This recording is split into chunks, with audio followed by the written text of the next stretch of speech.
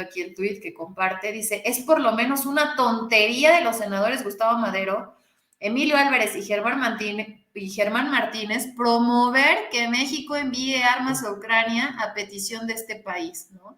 Y ahí vemos el tuit de Gustavo Madero, donde dice, Emilio Álvarez, Germán Martínez, Gustavo Madero, sostenemos que hoy la defensa de la libertad y la democracia pasa por Ucrania, sin titubeos, ambigüedades, ni cálculos o intereses mercantiles.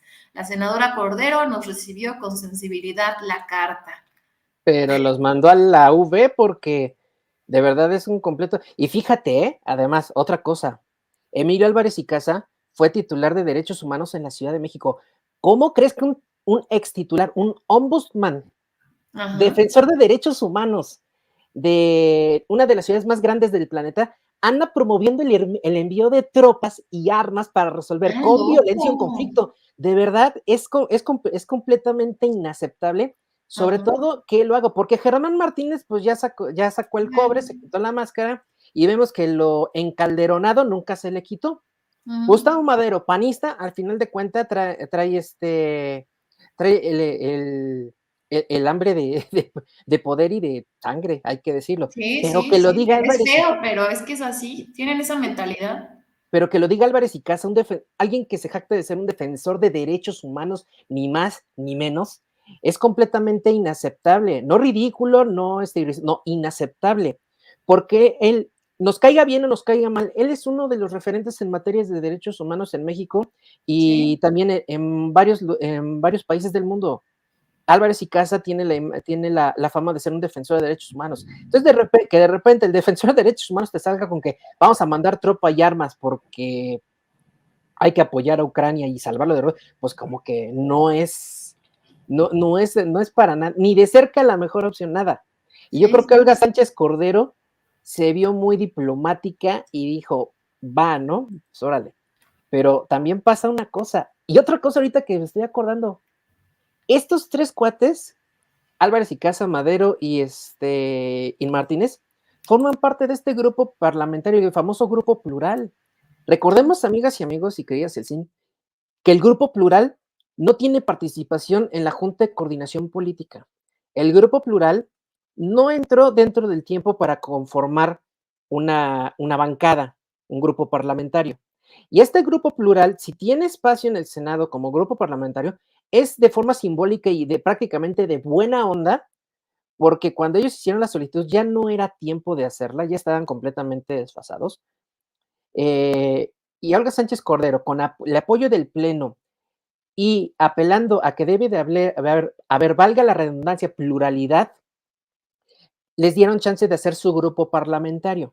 Pero resulta que este grupo parlamentario, que supuestamente iba a tener la intención de rescatar, entre comillas, lo mejor de cada bancada en un solo grupo, por eso se llama grupo plural, ahora resulta que está promoviendo el uso de las armas y el atizamiento de la guerra. Hazme el favor. Es terrible, como dice aquí este comentario. Bien podrían alistarse como voluntarios en apoyo del ejército ucraniano. Eso daría cuenta de su verdadero interés, sin titubeos, ambigüedades, ni cálculos mercantiles o políticos. Y de paso, le harían un favor al mundo. Es vergonzosa y humillante esa petición. Ya perdieron la poca dignidad que les quedaba. Esos tres traidores a la nación creen que el Senado caería en esa burda trampa. Pues, por supuesto que no. Aquí, como dice también Laura Sandillano, la doctora Olga Sánchez Cordero le recibió su documento porque es su tarea como presidenta del Senado, como funcionaria.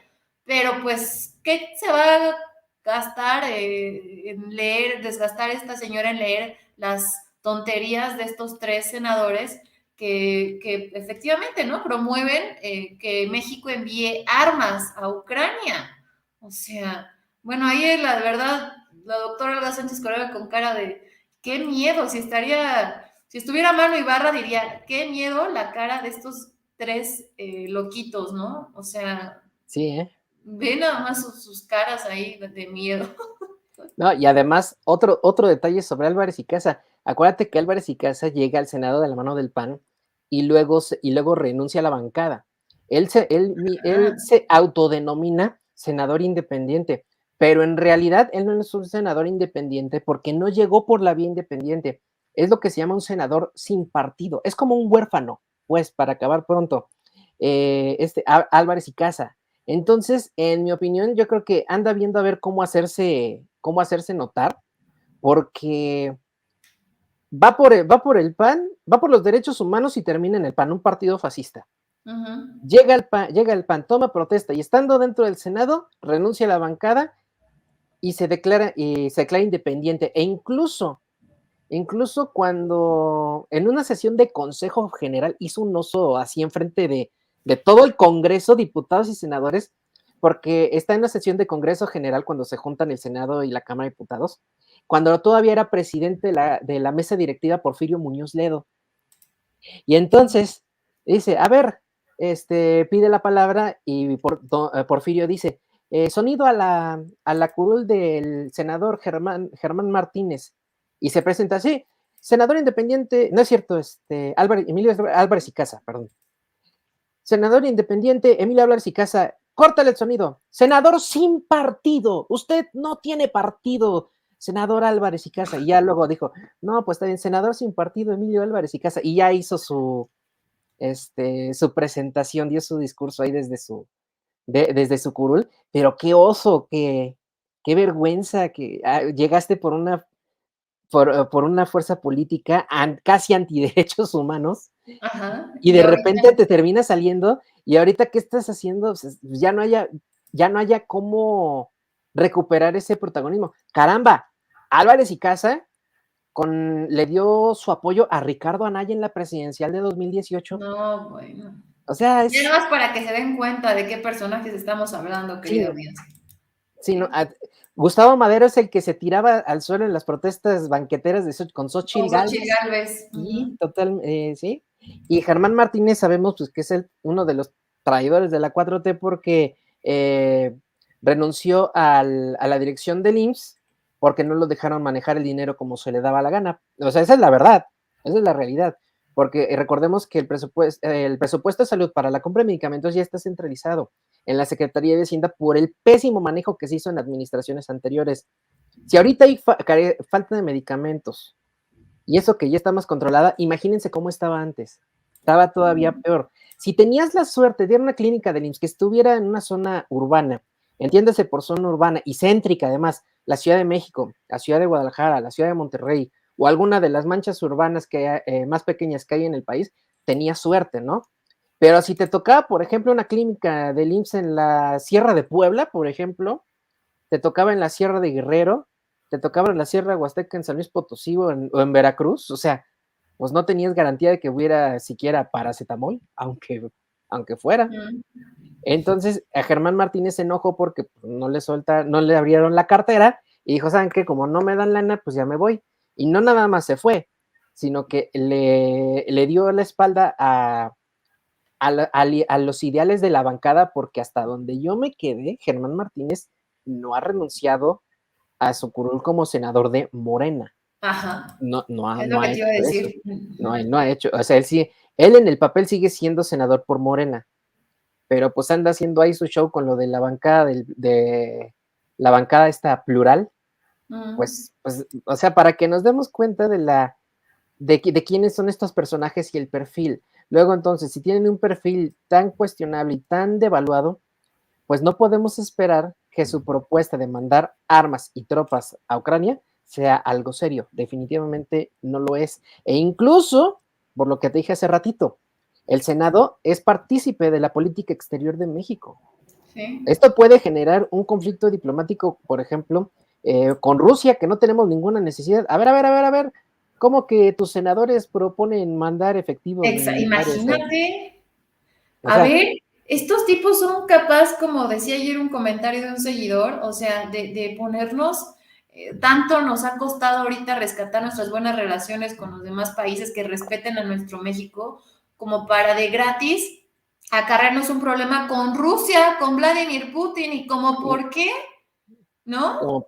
sí, exacto, O como sea, para que, además recordemos que el gobierno ruso se ha portado muy bien con México para para el tema de las vacunas, las Sputnik, no, y porque aparte, que hasta el presidente Ujú, habló sobre Vladimir en su libro, en su más reciente libro. claro. Dice que ahora que se enfermó de COVID, el presidente Vladimir Putin le habló para saber cómo estaba y que dijo que iba a pedir por él, que en sus oraciones iba a estar el presidente López Obrador para que se recuperara. Entonces, como que estos locos panistas que quieren guerra, ahora exigiéndole al presidente López Obrador que envíe armas, no, bueno. Sí, y además acuérdate que el panismo se fundó sobre bases nazis. Ahí está, para muestra un botón, el libro de Rafael Barajas, El Fisgón, la raíz nazi del Partido Acción Nacional.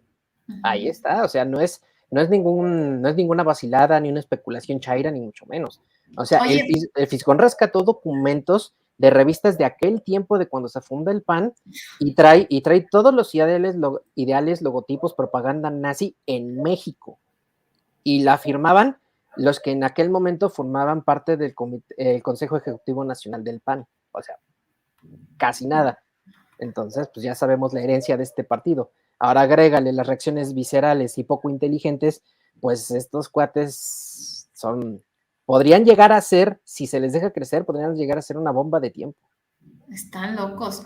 Oye, Rob, ve nada más esta barbaridad. Ah, del Paco México, Calderón. de Paco Cartones, México no enviará armas a Ucrania, AMLO. Otra mentira. México envió armas a la Segunda República cuando la guerra civil española, entonces desafió a Hitler. Hoy a Putin no. ¿Por qué será? Como que a Paco Calderón le hacen falta unas clases de historia. O sea, o sea, o son muy conocedores de la historia y sabe que mucha gente ignora esos pasajes de la historia universal, o de verdad ellos son unos reverendos imbéciles en historia universal. Recordemos que en el caso de la Segunda República Española estábamos hablando de un gobierno fascista, un gobierno impuesto. O sea, en aquel tiempo a Francisco Franco nadie lo eligió, lo impusieron y estableció una dictadura fascista militar.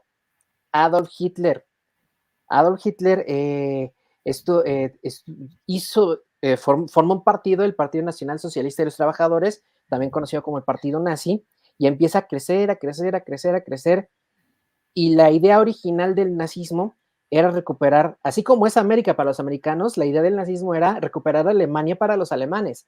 El problema no fue esa intención, la intención inicial. El problema fue la forma, porque la forma de recuperar Alemania para los alemanes fue exterminando a las personas que no fueran alemanas.